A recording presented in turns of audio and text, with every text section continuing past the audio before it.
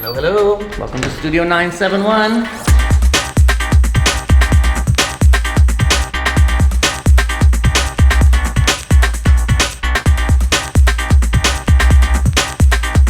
So today I'm going to walk you through a couple of looks here. I got a couple of mannequins that I want to show you, kind of the process from my sketch work. I do a lot of sketching, a lot of doodling. I literally turn hair into fabric and then use that fabric to then create something that's quite avant-garde and beautiful. I wanted to show you guys a headpiece that I created and kind of like where the concept came from. It started off with a trip to a craft store and I found these like really cool, it's wire. Gold, bronze, and silver, but it's a flat, bendable wire. The theme for this show or for this segment was kind of like a rebirth, something that was futuristic mixed with colors of like the desert, sand, water, kind of like a mirage. So I found the wire. I thought I want to do something with the wire for sure. I also found this like strips of mirror. I thought, well, think of a mirage that kind of has like that glimmer of water in the back. So something futuristic, something, you know, with the color scheme. And then I thought, okay, well, how am I going to then get hair involved in this, okay? So definitely, if it's futuristic, I'm thinking Star Wars or Star Trek or something like that. Doom, something where it's a really constructed headpiece, something almost like royalty, using these colors and incorporating metal and wire and mirrors. I knew that I wanted a blonde model. And so in order for the hair to match the blonde model, I wanted to go in, of course, with blonde hair for some braiding. Braiding is really good because it's gonna have a really nice, strong structure to it. So I created these braids. These are them here. And it's like a level 8, 9 blonde, but if you look closer, silver in it. That's gonna give me the kind of like a futuristic. So I'm gonna do that for you now. So I am using Kanekalon hair in a blonde, and this one actually ombres to a level 613 at the ends, and we're going to mix in a little bit of a 613 white. So I'm gonna have Jessie hold this for me here, and I think I'm gonna go in with, let's do microwave fiber. It's just always a favorite of mine when it comes to braiding. Microwave fiber has those little tiny fibers in it that really control the hair. But what I also like is that when you put it in your hands and you really emulsify it and it breaks down, it almost has like a powdery feel to it, right? So we're gonna grab these two different tones of hair and add the product just on the surface. I'm gonna open this up and I'm now right in front of you guys. I'm just gonna mix the hairs together. We're gonna overlap and this is gonna just help blend the colors together. All right, so now we're gonna braid this hair. So this is just your traditional 3-strand braid, but it's something where you know, what I like to see is when I'm with the finished look, when you're looking at this headpiece and you're in the audience, and I mean, it's something as simple as a 3-strand braid, but because of that color combo, you kind of have to lean forward in your seat and think, why, what is that? It's not blonde. What else is in there? Almost like a highlighted braid, if you will. And so again, with microwave fiber, I like my braids to be really, really clean. I try to use human hair as much as possible when it comes to my headpieces, but when it comes to long braids, I need these long braids to really hold the structure together. I'll go in with a synthetic hair. What's really cool about synthetic hair too is that over the years, it's getting better and better and better. It's heat resistant, it's more natural colors, less shine. A lot of times when you see synthetic hair, it's got such a high shine, it just looks really fake right away. So just using a little microwave fiber, a little goes a long way on a synthetic braid. So we're just gonna go through and keeping it nice and clean. I do this thing when I do my braids, where I do like a half a twist and then cross over. And it just gives a little bit more of a clean, tight finish. Of course, when you're doing braids, you want, consistency is gonna be key, right? You don't want braids that are a little bit thicker than others, some are thinner. I like it to be very consistent in my art pieces.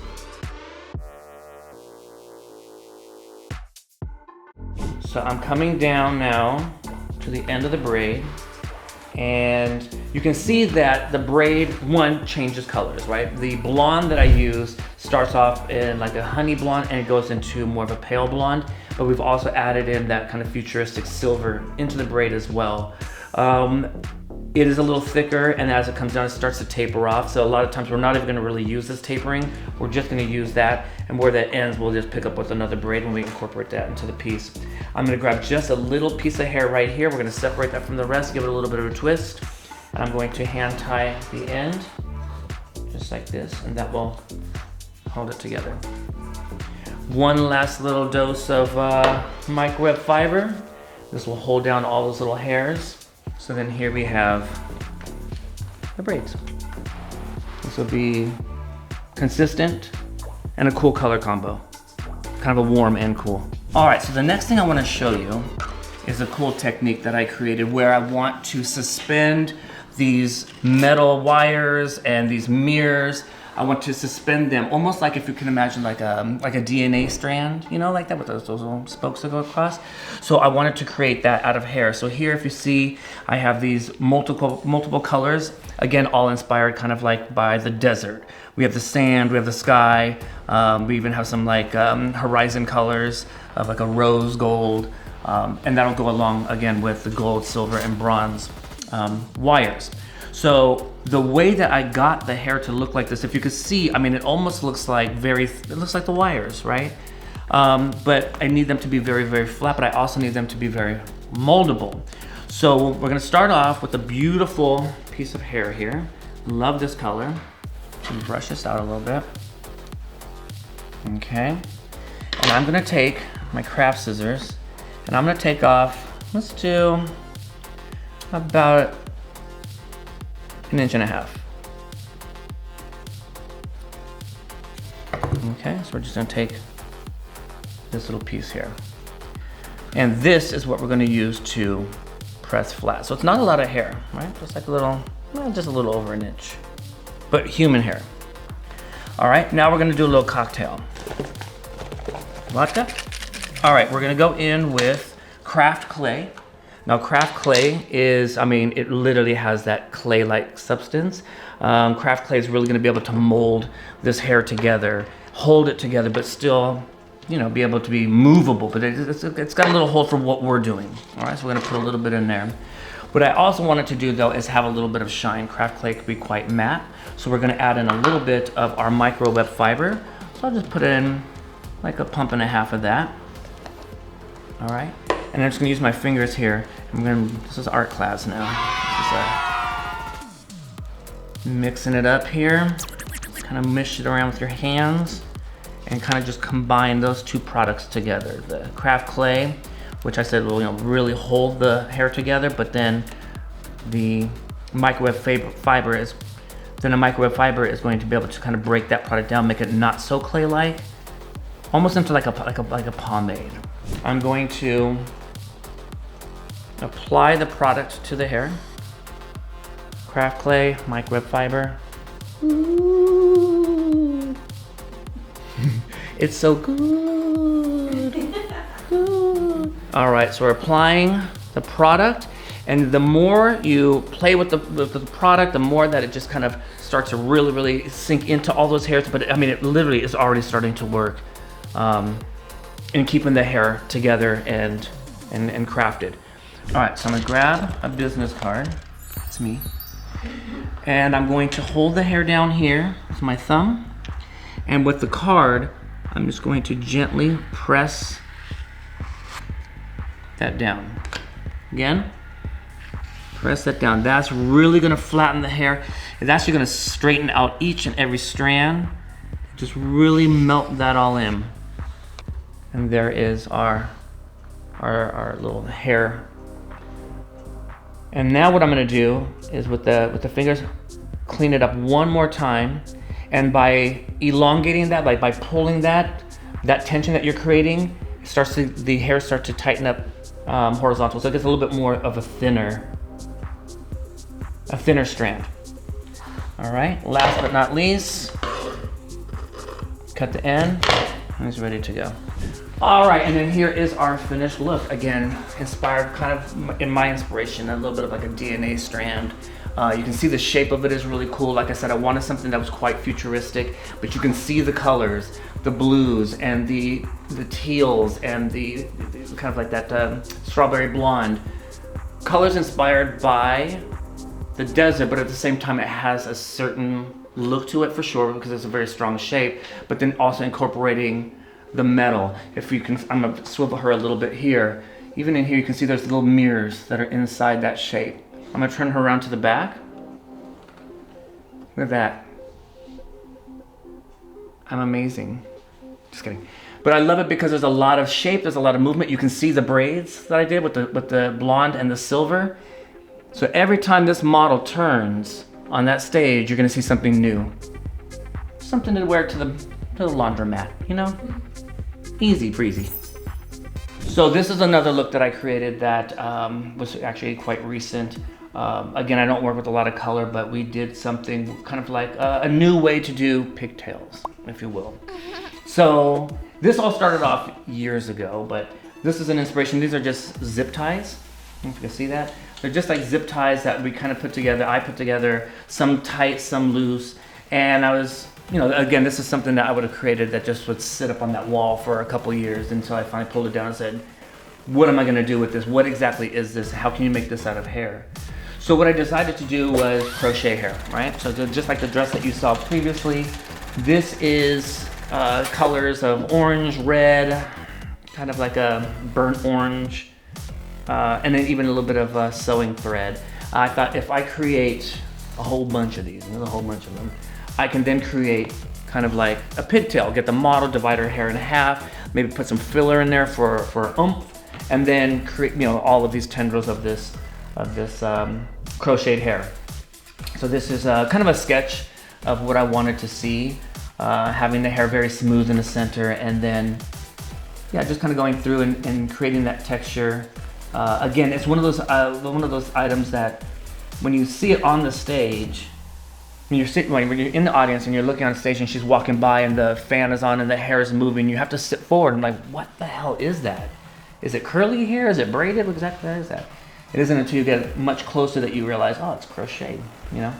All right, so here we go. I'm gonna show you how I do my crocheted hair pieces. So this one that we did, that I'm gonna show you guys, has multiple shades of red. So this is just, I'm gonna use this hair here. And we're gonna grab, let's go with, you think I'm kidding? 15 strands of hair? Pull this out. Just to give myself a little bit of slip when I'm using my crochet hook, I'm gonna go in with just a little amount of microweb fiber, and again, that one's going to really hold those hairs together. Add a little slip to it. Not a ton, just something to control, okay? Now I'm gonna go in with a crochet hook here.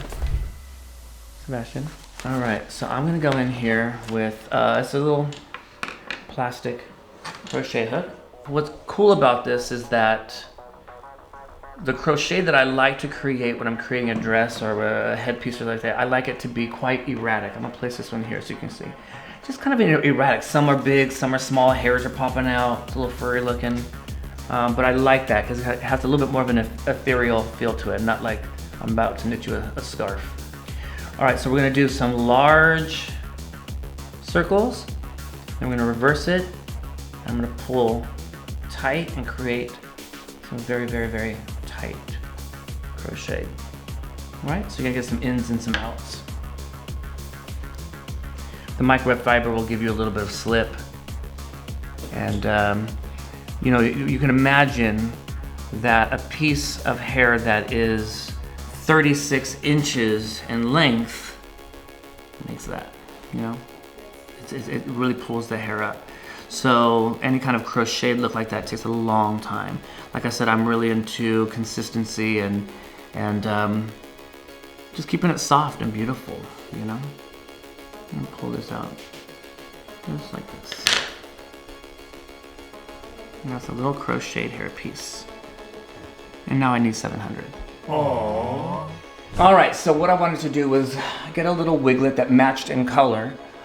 This wig that I got was quite full, and so I really wanted to make it a little bit more softer. If I'm putting something as ethereal as crocheted hair, I thought it'd be nice to have a nice base that we can actually cut into. So I'm gonna use my texturizing shears here, and we're just going to push the hair into place. I really wanna shorten up this fringe. So by taking some diagonal sections here, and just kind of point cut, but with the texturizing shears. Just kind of go back and forth. I want something that only a small portion of this is going to be seen, so I really want it to be soft. Some shorter bits, some longer bits.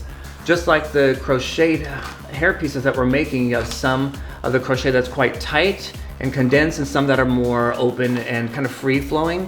There's also going to be little strands of hair that kind of pop out. So this is something that I'll achieve by just going in here, look at right in the side area, pull that forward. See those little long pieces? But then maybe here it's a little full. So I'm just gonna, little details like this make a huge difference. And just go right in and just, like I said, it's almost a point cut. It's a filtering, but using the texturizing shears. So here we go. This is showtime. These are the pieces that we've created. So I've done multiple lengths, but you really see a good combination of all of the colors in there. I also incorporated, if you can see, just to taper off the ends, sewing thread to really taper it off and give it kind of like a doll type of look. This consists of a pad of hair that I crocheted and then hand sewn on all of these little tendrils. Now, as you can see, like even when I pull this up, you know, we have like different lengths in there. Just looks cool. Again, it's a different way to create something like a pigtail, if you will. For an exaggerated shape, I went in and I put in a couple of these little donuts there that this can now cover and just make it a little bit more elaborate. Thank God she's not 6'2".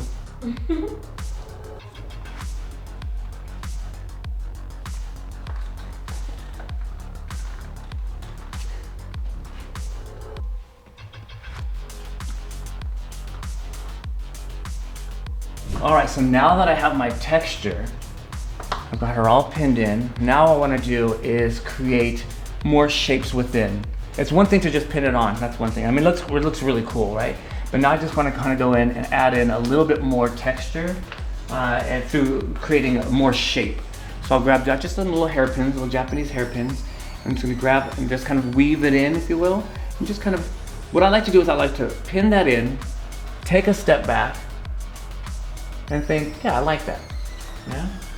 I'll kind of come in here, just very organic with my hands, just kind of grab, kind of lift, okay? And then just with the pin, just kind of weave it in and out and pin it in. What's great about this is that you put a pin in, you take a step back, you don't like it, pull it out. Sometimes you look at the sketch work and it's like, yes, it came to life. Other times, it turned out to look completely different, but it's like really cool. Like, that's what it's supposed to be, you know? So it's really cool. Like I said, it's art class. All right, so I'm gonna expose the face. I'm gonna go in with a little Shaper Fierce. This is our strongest holding hairspray, but you'll see I'm not gonna douse it. It's just little spurts of the product to place it. This hair is so light and airy. All right, and just kind of go in, final touches. Something kind of cool. Like I said, it's one of those looks that she's walking down the runway and you're like, wow, what is that? That's really cool looking. But again, this is like beginning stages. There's so many different things that we can turn that into, you know?